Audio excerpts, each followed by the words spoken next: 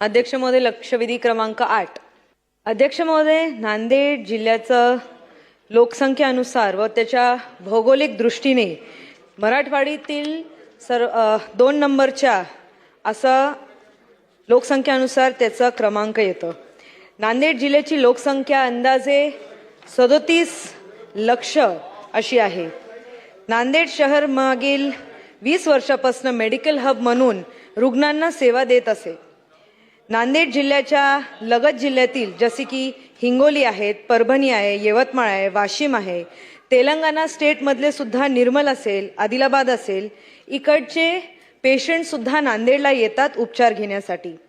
अध्यक्ष महोदय, IPHS Indian public health स्टँडर्ड्सच्या 2022च्या नॉर्म्स अनुसार रुग्णांची खाटा संख्या ही एसेन्शियलमध्ये 1 खाट प्रति 1000 लोकसंख्या अशी आवश्यक आहे आणि तसंच डिझायरेबलमध्ये 2 खाट प्रति 1000 लोकसंख्या अशी दिलेली आहे.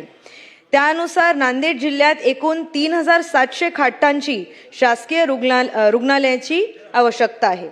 परंतु सध्या स्थिती अशी आहे, नांदेड जिल्ह्यात शासकीय रुग्णालयामधील एकूण खाटांची संख्या ही 1930 अशी आहे. त्यामध्ये डॉक्टर शंकरराव चव्हाण शासकीय वैद्यकीय महाविद्यालयाकडे 508 खाटा आहेत, शासकीय आयुर्वेदिक महाविद्यालयाकडे 212 खाटा आहेत, महानगरपालिका रुग्णालयाकडे 50 खाटा आहेत, जिल्हा रुग्णालय, स्त्री रुग्णालय, उपजिल्हा रुग्णालय, ग्रामीण रुग्णालय या सगळ्यांना मिळून 1160 खाटा आहेत यांचा समावेश आहे.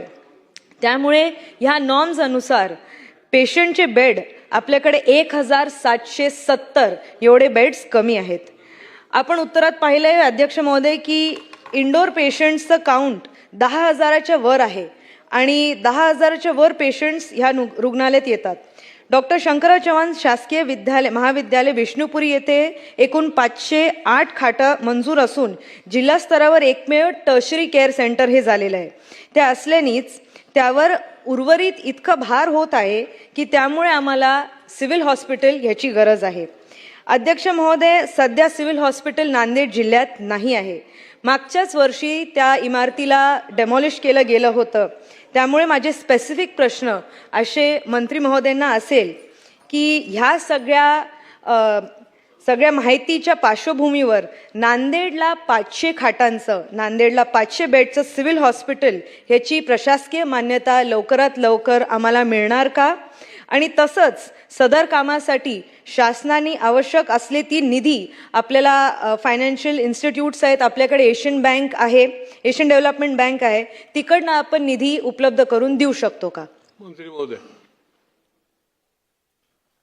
अध्यक्ष महोदय, सन्मान्य सदस्य श्री जया चव्हाण यांनी नांदेडचं जे काही रुग्णालय आहे की ज्या रुग्णालयाचा यापूर्वीसुद्धा प्रशासकीय मान्यता मिळाली होती आणि या प्रशासकीय मान्यता मिळाल्यानंतर त्याला आता प्रत्यक्षामध्ये 500 कॉटचं हॉस्पिटल मंजूर करावं अशा पद्धतीची मागणी या लक्षवेधीच्याद्वारे केली.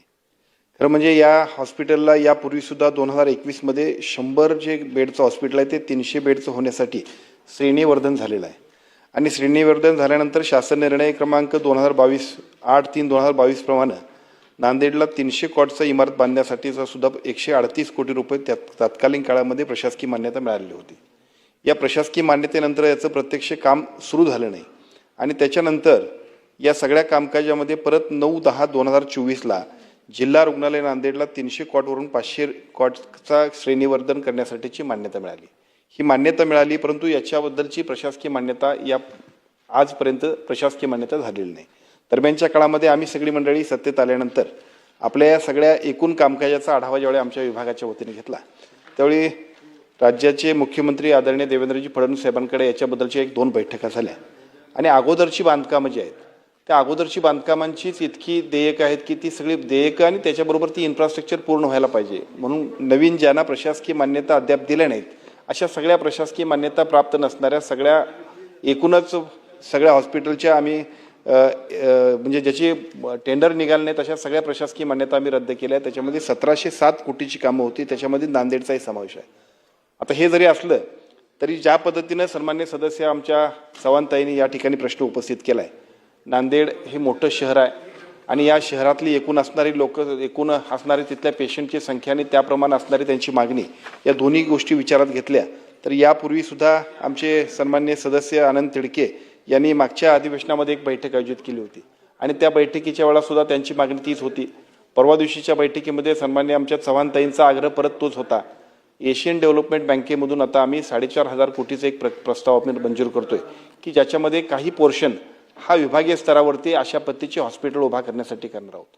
मी आपल्याला निश्चितपणाने खात्री या लक्षवेधीच्या द्वारे देतो की त्याच्यामधलं एक हॉस्पिटल हे आणि त्याच्यासाठीचा निधी प्रशासकीय मान्यता निश्चितपणाने नांदेडसाठी देण्यामध्ये सरकार निश्चितपणे काम करेल.